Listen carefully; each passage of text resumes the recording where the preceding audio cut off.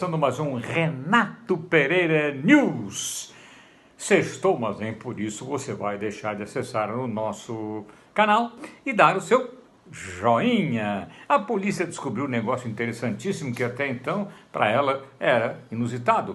Uma entrada para a toca dos vagabundos por a porta da geladeira. Abriu a porta da geladeira, tem acesso à bagulhada. Interessante, não? Aliás, não é muita novidade, porque assaltante de geladeira é um negócio quase comum.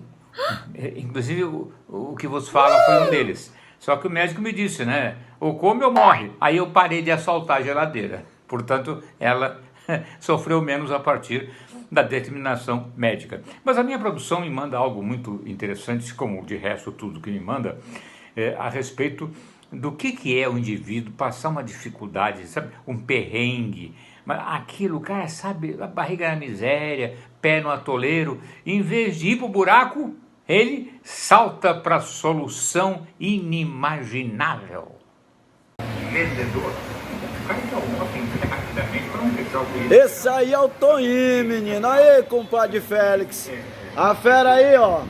Envia aí pro rapaz aí pra ele saber quem é o Toninho aí. O cara é demais. Ele não esperou nem pra ver o vídeo, não. Ele já tá indo embora. Lá vai ele, ó. O Toninho vende de 45% a 60% dos contornos de todas as vendas da loja.